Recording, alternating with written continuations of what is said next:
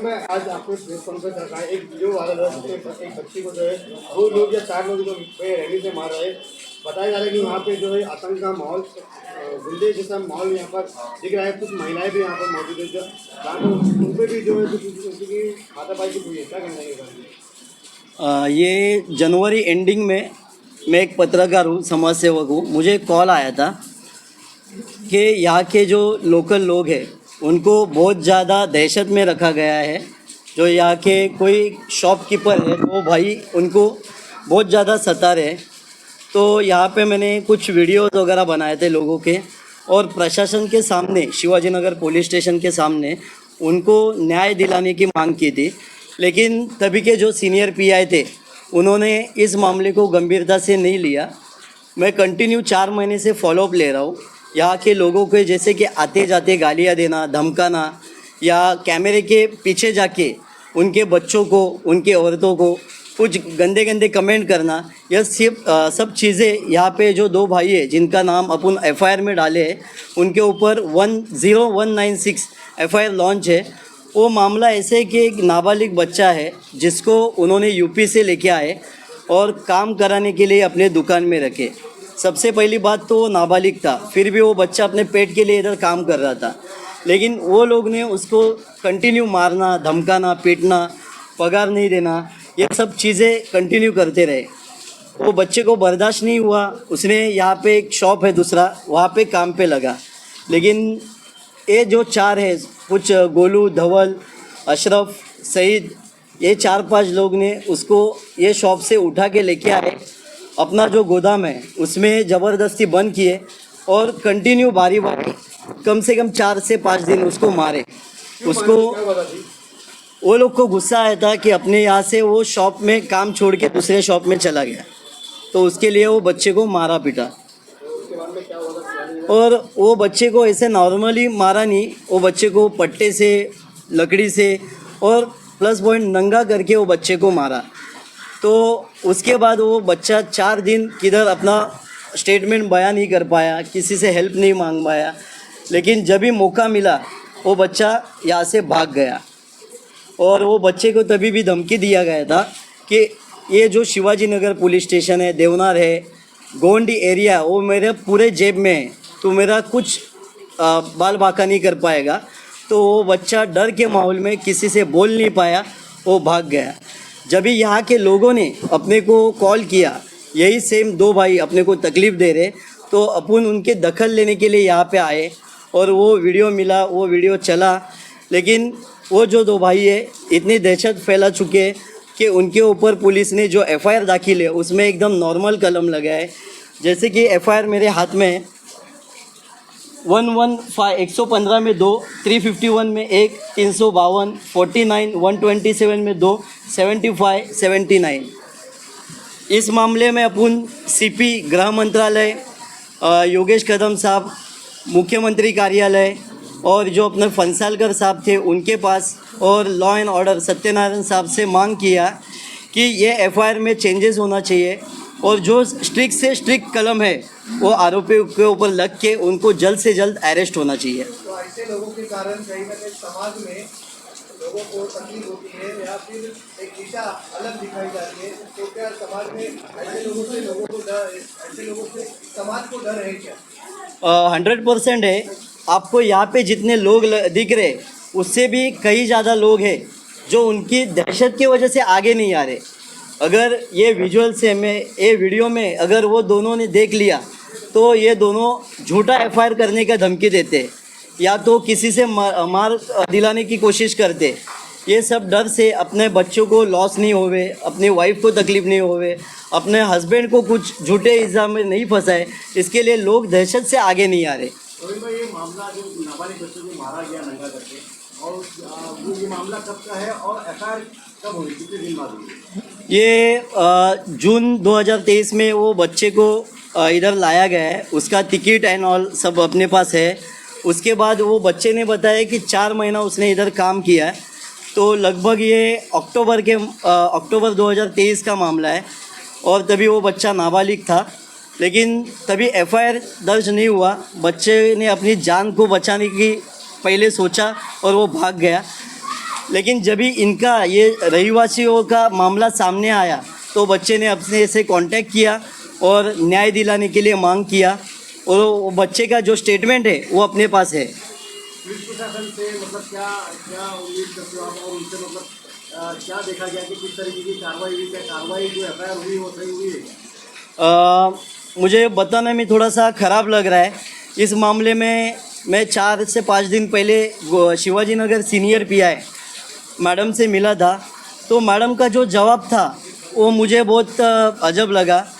मैंने मैडम से मांग किया कि मैडम इसमें किडनैपिंग एंड ऑल ये सेक्शन बढ़ने चाहिए और उन पे सख्त कार्रवाई होना चाहिए।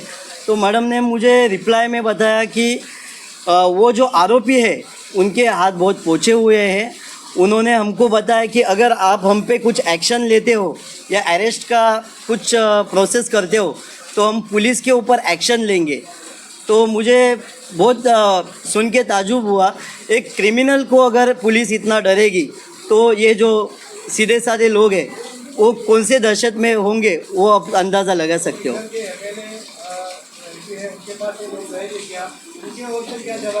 मैंने खुद अपने जो इधर के खासदार है संजय दीना पाटिल, इनको राइटिंग में 2 बार अर्जी दिया है कि साहब इसमें आप प्लीज़ थोड़ा ध्यान से ये मैटर में देखा जाए और ये जो आरोपी है उनको सख्त से सख्त कार्रवाई किया जाए। लेकिन उन्होंने बताया है कि मैंने डीसीपी सर से बात किया है, उनका कोई रिप्लाई अभी तक आया नहीं है। मैं अब्दुल रहमान शेरवा सरामीर आजमगढ़ यूपी से। मुझे सईद और अशरफ ने बहका के फुसला के मुंबई लेके गए अपने यहाँ काम कराने। उधर मुझे गाली देते, काम कराते, ज़बरदस्ती मारते थे, खाना ना तो टाइम से देते ना तो पैसा टाइम से देते, मुझे तकलीफ़ दे रहे थे। तो ये बात मुझे अच्छी नहीं लग रही थी। गाली वाली सुनने कोई नहीं जाता किसी की, तो मुझे बार बार गाली देते, मारते, ऐसा ऐसा करके। तो मुझे बात अच्छी नहीं लगी। मैं दूसरी यहाँ काम पे लगा तो उधर से मुझे ढावेल, शब्बीर, गोलू और सईद और अशरफ ले जाके अपने फैक्ट्री में मुझे बंद करके मारे। 3-4 दिन मारे। मुझे इतना जो चीज़ मिलती थी, बेल्ट, हाथ पैर सबसे मारते थे। फ़ोन पे सईद वीडियो भी बना रहा है, बोल रहा कपड़े उतार मार। फिर सामने आके अशरफ, सईद 5 जन मिल के मार रहे हैं। मुझे इतना मारे 4 दिन, मेरी बदन पूरा फूल गया था। उसके बाद बोले अगर किसी को ये बात बताएगा तो तुझे जान से मार देंगे। पूरा शिवाजी नगर गोवंडी मेरे जेब में रहता है।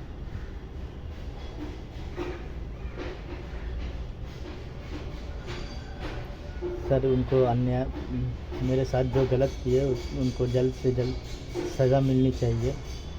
मैं भी पहले भी स्टेटमेंट दे चुका हूँ ये, लेकिन पुलिस उसके साथ कार्रवाई नहीं कर रही है। मैं सईद और अशरफ दोनों भाई को जल्द से जल्द सज़ा मिले। 2014 में उसने मर्डर किया। उसके बाद में उसका इतना दबदबा था कि हमारी पूरी गली वो ब्लॉक कर देता था। हम बोलने जाते थे तो मेरा 13 साल का बच्चा उसको मारा गया, और उसको बोलने के लिए जाएंगे ना तो हमको गंदी आज 20 दिन हुआ है। 20 दिन के अंदर उमर मस्जिद के आगे उसने मुझे गाली दिया। मैं मेरे बच्चे को क्लास से छोड़ के आ रही थी, कैमरे से हटता है ना, उसने मुझे गाली दिया। मुझे इतनी शर्मिंदगी हुई ना कि मैं वहाँ पे कुछ नहीं बोली और मैं घर पे आ गई। वो मतलब कैमरे से हटता है, गाली देता है और मतलब बहुत सी बातें ऐसी करता है ना जो मैं यहाँ बोल नहीं सकती हूँ। और ये देखिए बोलता है कि हम लोग उसको मतलब मैं या मतलब है कि हम लोग है ना उसको 5 लाख के लिए हम लोग उसको मतलब धमका रहे ले। मेरे जैसी औरत जो मुझे कैमरे में बात करने से डर लग रहा है, मैं उसको 5 लाख के लिए धमकाऊंगी। ये ले देखिए, मतलब ये कि वो मनहानि का मामला वो हमको ऐसे ही करता है। हमको इतना सता के रखा है ना कि हमको मतलब बोलने से पहले ना हमको सोचना पड़ता है। ये देखिए, ये देखिए हाजी अरफात भाई के हमसे मांग है कि ये बार बार मतलब उनको ऐसा लेटर देते अपना लिख के। वो एक नेता है ना, हाँ उनका बीजेपी के नेता है ना, उनका काम है वो हमसे भी आके बात करे ना। वो अपना लेटर उनको दे देते हैं कि ये लीजिए, ये लेके उनको जाके केस बनाइए। पहले हम लोग 9 मतलब पूरी मोहल्ले की औरतें 9 औरतों पे केस बनाया। फिर इसके बाद में ये लेटर लिखने के बाद हमारे 17-18 औरतों पे लेटर वो केस बनाया गया। मतलब पुलिस आराम से सोती है, फिर जब सईद अशरफ का फ़ोन आता है, जब वो आके केस बनाती है। मतलब जब वो बोलेंगे पुलिस, ऐसा लग रहा है कि उनसे ही चल रही है। उसके बाद में ये देखिए मतलब ऐसे गुंडों को कहीं ना कहीं बीजेपी के जो पार्टी के समर्थक है। जी सर, हमको खुद चाहती हूँ कि हाजी अरफात भाई हमसे भी तो आके पूछें, वो उनके ही नेता, हमारे भी एक मतलब एक महिला एक मुसलमान हो के हम पे बराबर के बराबर केस बनाए। एक बात हमसे भी आके पूछे कि हमको क्या तकलीफ़ है, हमको क्या दर्द से गुजरना पड़ता है, यहाँ से आने को, यहाँ से हमको डर लगता है। उनको हमसे भी तो पूछना चाहिए ना। वो हमसे कोई बात नहीं, उनका वो क्या देते क्या लेते वो उनको मालूम है। उनको टिश्यू जा रहा क्या जा रहा, ये देख रहे हैं, एक मिनट, ये देखिए इनके मतलब इनकी देखो पहचान। अब हमारी तो ऐसी पहचान नहीं हो सकती ना।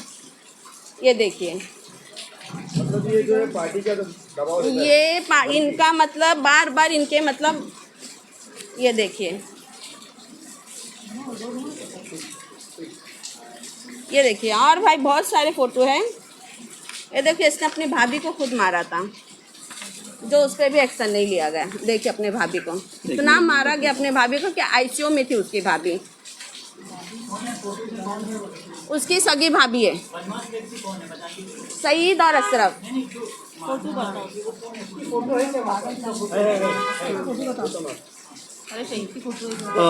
मैं अभी आगे सब ये देखिए आगे गृह मंत्री है, उनका ये सब चीज़ों को लेकर कैसे कि नीचे सुनवाई नहीं हो रही है, तो ऊपर तक आप जाएंगे क्या? क्या आंदोलन वगैरह आपके माध्यम से होने वाले हैं? मैं आपको रिपीट करना चाहता हूँ, 2014 से 2014 से लेके 2025 तक इनके ऊपर कम से कम 7 FIR दर्ज है और NC अलग से है। तो ये सब का फॉलो अप ले रहे। और ऐसा नहीं कि खाली शिवाजी नगर में उनका FIR है, देवनार पुलिस स्टेशन में भी उनका FIR है। जैसे इन्होंने बताया अपनी भाभी को मारा है, और इसमें ताजुब की बात है ये है, जो लेडीज़ को उन्होंने मारा है घर के 15-20 जन ने मिल के, वो लेडीज़ ICU में है और उनके ऊपर क्रॉस FIR बनाया गया। वो भी चीज़ प्रेशर में हुई है। तो पुलिस प्रशासन क्या कर रही है अभी तक? इसकी जांच होना चाहिए। 100% उसकी जांच होनी चाहिए। मैं वो केस के आयोग से भी मिला हूँ, लेकिन 7 महीना हो रहा है, उन्होंने अभी तक वो केस का चार्जशीट नहीं डाला है। तो मैंने फ़िलहाल तो राज्य मंत्री CM ऑफिस यहाँ पे अर्जी वगैरह किए हैं, और अभी लोग इतने परेशान हैं। अगर इसके ऊपर जल्द से जल्द कोई कार्रवाई नहीं करते तो हम पुलिस चौकी में आंदोलन करेंगे, धरने पे बैठ जाएंगे।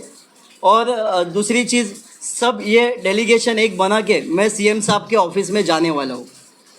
वो कैसा करता है, मतलब हम लोग को गाली देता है, या और मतलब और हम अगर उसको गाली देते हैं या मतलब बोलते हैं, फटाक से आता है अपने कैमरे में खड़े हो जाता है और फिर हमारे लेके जाता है चौकी में, बोलता है देखो ये कर रहे हैं, और हम पे फ़ौरन मतलब केस बना देते हैं। मतलब ये हमारे को डर ही है ना। हम तो हाजी अरफात भाई से भी उम्मीद करते हैं कि वो एक मरतबा आए, हमसे भी तो पूछे ना कि हमारे पास भी कोई तकलीफ़ है। हम वो 2 बोलता है सुन लेते हैं, हम 1000 बोलते हैं, हमारी कोई सुनवाई नहीं होती है। हमारी भी तो सुनवाई होना चाहिए ना। रिक्शा मुंबई ऑटो यूनियन का अध्यक्ष हूँ। मैं ट्रैफिक हल करता हूँ। देखो सारे लोगों ने ट्रैफिक के लिए खड़ा किया, हमारी खुद की यूनियन ने भी उसी लिए मुझे चुना है। हम लोग 4 लोग हैं, जो 2 लोग सुबह में और 2 लोग शाम में। जब भी इनकी बाइक जाती है, सईद है, अशरफ है, इनकी टेम्पो आ जाती है, तो ये लोग जानबूझ के उसको और जाम कर देते। जाम करने के बाद गालियाँ देते। अब हम तो उनसे बराबरी नहीं कर सकते, तो हम उनकी गाली सुनते नहीं, हम हमारी मुंडी घुमा लेते। उसके बाद वो लोग जाते उधर पे बोलते काम ये यूनियन तुम्हारे को चेंज करेगा नहीं ना, तो हफ्ता वसूली में जमा करा दूँगा। उनको चाहिए हाजी अरफात की यूनियन। और हमने क्या किया, हम 83 से हमारे जो जूने लोग थे उस ज़माने से मुंबई ऑटो यूनियन हमारी है, और आज भी हम उसी में है। इसके लिए मैं चाहता हूँ कि इन लोग को ज़रा कुछ ना कुछ इन लोग का बंदोबस्त कर लीजिए। इन लोग हम लोग को बहुत डराते हैं, और बार बार हफ्ता वसूली में चौकी में लेटर मारेंगे, ये करेंगे, और बार बार हम हमारा रिक्शा छोड़ो, काम छोड़ो और जाओ चौकी जाओ, फिर वहाँ से इधर आओ। ये काम तो इतना रोज़ रोज़ तो अपन कर नहीं सकते सर। हम लोग भी एक रिक्शा ड्राइवर है, मैं भी 500-600-700 रुपया कमाने वाला आदमी हूँ। अब कितने बार जाऊँगा काम छोड़ के मैं, बस। मेरे लास्ट ये बाइक बीच में देखना। भाई आपका नाम बताओ, आपके सामने जो कोई हादसा हुआ था मारपीट का, जिन लोगों ने मारा था आपको, उनका नाम बताओ।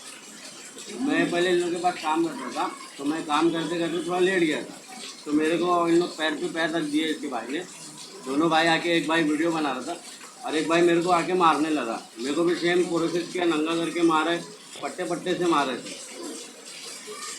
उसके बाद आपने आगे कदम उठाई? नहीं सर, मेरे को धमकी दिया, उसने डरा दिया सर। बोले तेरे घर वालों को मैं केस बना दूंगा, तेरे को भी केस बना दूंगा, तेरा लाइफ खराब कर दूंगा। क्या नाम है ये लोगों का?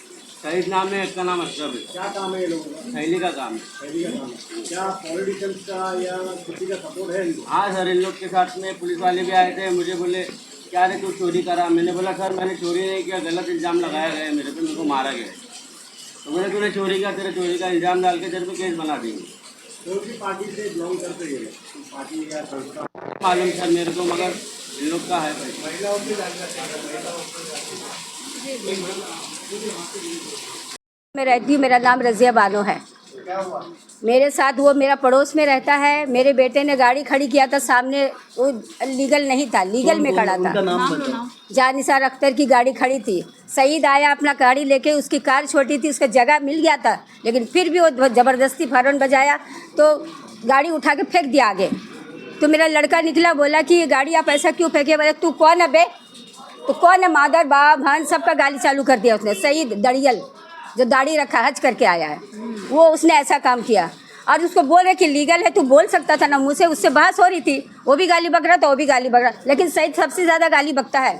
हर औरत का सलवार खोलता है वो, हर औरत का जम्पर खोलता है वो, हर औरत का नंगा करता है वो, जब भी कोई बात होती है तो। हाँ, फिर मैं देना वो छोड़ो, यहाँ पर पूरी बात बताने दो मुझे। फिर उसके बाद वो गाड़ी उधर फेंक दिया तो उसका भाई आया अफसर, आके घर में आके दरवाजा में मेरा लड़का खड़ा है, उसको मारना चालू कर दिया। तू बड़ा भाई है? कैसा बड़ा भाई है बे? तू हटाया क्यों नहीं अपने भाई को? झगड़ा कर रहा है तो आके मेरे बेटे को मारना चालू कर दिया। तू कौन होता मारने वाला? तो हमने दरवाजा में मारपीट किया, हमारे को मारा, हम छोड़ा रहे। मेरी बहुत छोटा बच्चा 1.5 साल के लेके बैठी है, वो बम्बू ला के मार रहा, कभी गाड़ी को मारता, एकदम आतंकवादी फैला दिया उसने। पुलिस चौकी का हाँ, बता दो। कभी गाड़ी का मारा, कभी एक्चुअली पुलिस चौकी हम लोग गए, फ़ोन किया, मेरा लड़का पुलिस आई लेके गई। वहाँ पर मैंने आधा घंटा उससे बता रही हूँ कि ऐसा का ऐसा हुआ। उसने मेरे लड़के को मारा, मेरा गाड़ी लीगल जगह में नहीं खड़ी थी, अनलीगल में लीगल में खड़ी थी, फिर भी वही गाड़ी को मारा, उधर फेंका, उधर करा, उठपटांग गेट में लात मारा, अंदर घुस रहा, घर में हर तरह से किया परेशानी। इतना पूछने, हाँ, इतना बोलने के बावजूद भी मेरा लिखने के एकदम मेरे को ऊपर केस डाल दिया। इनके ऊपर हाँ। खास FIR हुआ है, वो केस मेरे में ऊपर उल्टा केस डाल दिया। पीड़ित है और अपनी बीवी को लेके जबरदस्ती मारपीट के लेके गया कि क्या, लेकिन जबकि उसकी बीवी नहीं थी। दोनों बड़े बड़े 6-6 फुट के आदमी, अब मेरा लड़का हाइट में कम और हम लोग मजबूर औरत। भाई ये मतलब ऐसा होता ही, अगर हम जाते हैं तो वो केस हम पे ही बनाता है। और जब हम और जब हम पुलिस चौकी, सब बातें हैं, महिला सुरक्षा के बारे में बोला जाता है, लेकिन यहाँ पर महिलाएं बेइज्जत हो रही है। हाँ। तो कहीं ना कहीं इसके लिए आप आगे कैसा लेकर जाएंगे? क्योंकि काफी अहम मुद्दा है, लोगों का मुद्दा है, तो इसको आगे तक कैसे आप फॉलो करने वाले हैं, या ये ऐसे ही चलते रहेगा? मैं इसके बारे में जैसे CM साहब से फॉलो लेने वाला हूँ, वैसे ही आदिति तटकरे जी जो अपनी महिला बाल विकास मंत्री है, उनसे भी मिलने वाला हूँ और उनसे ये जो मैटर है उसमें जल्द से जल्द लोगों को राहत देने की मांग करने वाला हूँ। अभी जो बच्चे की वीडियो वायरल हुई है पुलिस चौकी में, मैं जो फॉलोअप ले रहा हूँ उसके लिए जो पत्रकार अपने को हेल्प कर रहे, तो उनको ये मानहानि का दावे में फंसाने की झूठी धमकियाँ दे रहा है, उनके ऊपर 2-5 लाख का एलिगेशन लगा रहा है। तो मेरी पुलिस प्रशासन से, CP साहब से और CM साहब से रिक्वेस्ट है, ये लोग कोई भी झूठे एलिगेशन करे तो उसकी जांच की जाए और हम पत्रकारों को इससे संरक्षण दिया जाए। Thank you.